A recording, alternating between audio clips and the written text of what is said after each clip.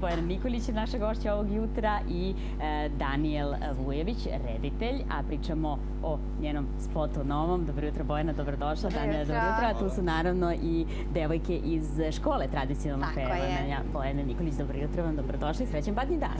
Srećan badnji dan vama i vašim gledalcima. Bojana, spot je u pripremi i tek što nije izašao. Mi ćemo imati prilike da u narednim trenucima vidimo deo sa snimanja spota, tačnije kako to popularno zovemo making of, da vidimo kako je bilo, kakva je radnja, kako ste to sve osmislili. Možda znamo Danijelu. Pa evo, vrlo iznenadno je došlo do svega toga i mogu da kažem da me je kum, tako tvoj kum, me je upoznao sa Bojanom i uopšte nismo planirali ništa specijalno, ali na kraju došlo do toga da smo mi otputovali na Taru sa njih 18 i napravili tako neko ludilo i baš očekujemo da će to da izgleda kako valja, što bi se rekao. Spontano se dakle dogodio i taj odlazak. Evo vidimo Tara pod snegom, božanstveni kadrovi, Bojana. Tako je. Za koju pesmu smeju. Kadrovi. Ja se uvek smeje. Jeste, ovo je... Koja pesma je u pitanju i kakva je radnja spot? Radi se o pesmi Oj Goro. Radi se o radnje paralelna, radi se o grupi Hajduka i o grupi Turaka koji su suprotstavljeni, tako reći. I radnja, pa ja ne znam kako bih to opisao. Pa zapravo, sam tekst pesme, mi smo to ispratili. Pesma kaže, oj Goro, ti visoko rasteš, da li čuvaš u sebi hajduke? I onda Goro odgovara, ja ih čuvam, Turci ih odvode. I ono što je lepo, Danijel je to zamislio da bude zaista kao film.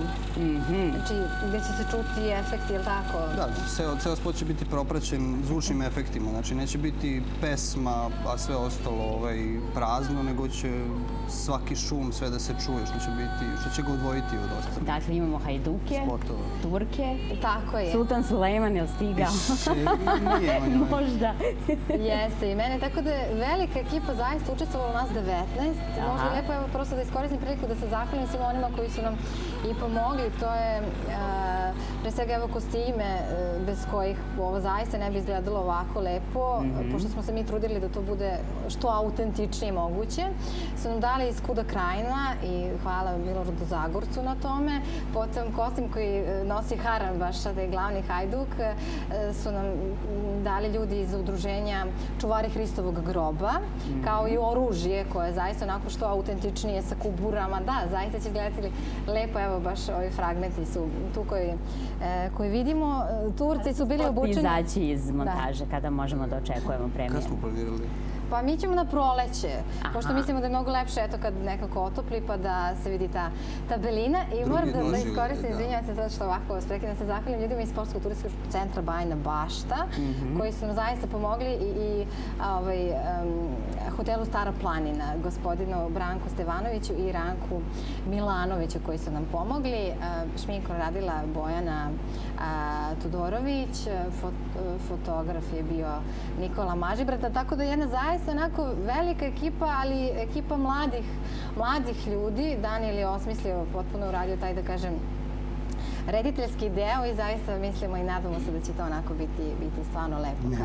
Kada spot izaći, donećete ga, da, i onda ćemo videti kako to sve izgleda. Bojana, svakako iza tebe je veoma uspešna godina, izdala si CD, upisala doktorat, to su onako neke lične lepe stvari, mnogo nastupa, koncerata. Šta bi onako izdvojila i po čemu ćeš pamtiti poput 2012? Pa upravo to, negde i školovanje je bilo negde nastavak mog posvećenja uopšte tradicionalnoj muzici. Ja sam upisala etno muzikologiju, doktorske studije i sad se nadam da će to onako sve teći kako treba.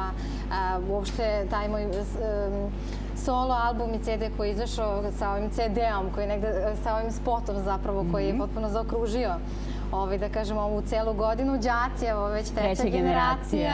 Jeste i na njih sam onako isto dosta ponosna. I spremate i njihov CD. Tako je, da, spremamo njihov CD i ove pesme koje ćemo i čuti na kraju će upravo se naći na CD-u gde će biti tradicionalne pesme potpuno bez instrumentalne pratnje, onako kako se izvodilo. Tako da potpuno nastavljamo u tom pravcu očuvanja kulturne baštine i tradicije.